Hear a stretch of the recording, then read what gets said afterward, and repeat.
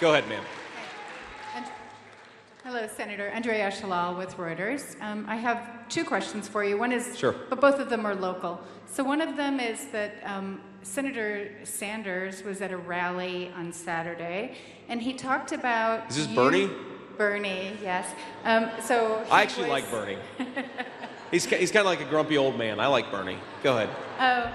Well, so he brought up the comments that you've made where he said you've declined to honor the commitment, or to say if the Trump administration would honor the commitment to invest $500 million in the GM plant and to convert the Cadillac plant to EVs.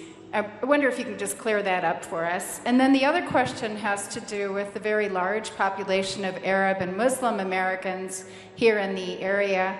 And I'm wondering whether you're going to meet with them. I know that several mayors, for instance, the mayor of Hamtramck, have endorsed your campaign. You're here, yeah.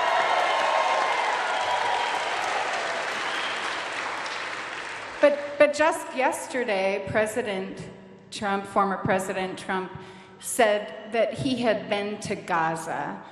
Later, a campaign staffer said that he had been to Israel, and Gaza is in Israel, which is not true.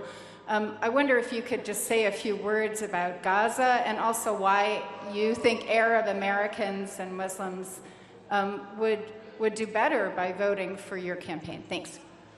Well, because, let me answer the first question first. So neither me nor President Trump has ever said that we want to take any money that's going to Michigan auto workers out of the state of Michigan. We certainly want to invest in Michigan auto workers as much as possible.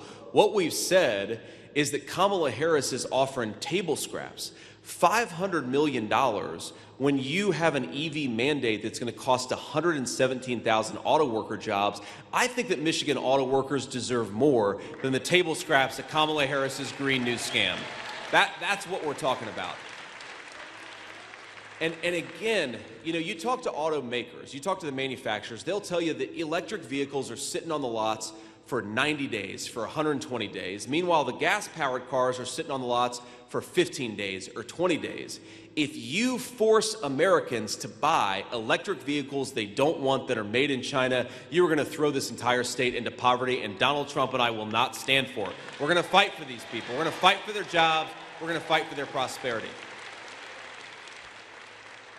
Now, the second question about Arab Americans. I mean, look, we're thrilled to have the mayor's support, and I'm not meeting, to your question, I'm not meeting any Arab American or Muslim American leaders on this particular trip, though we certainly will in future trips to Michigan. You all are going to get sick of me. I'm going to be in Michigan like, 30 times the next 28 days. And to be clear for the fact checkers, when I said I would be in Michigan 30 times, that was a slight exaggeration. That was something... That was exaggeration used to effect. It'll probably be like 6 or 7 times over the next 27 days. But look, I think the reason why, this is one of these issues where obviously Arab Americans often have different views than Jewish Americans on what's going on in Israel, what's going on in Palestine. But I think both Jewish Americans and Arab Americans recognize that what's in the best interest of Israel and Palestine is peace. And Donald J. Trump was the president of peace. And I really think that's it.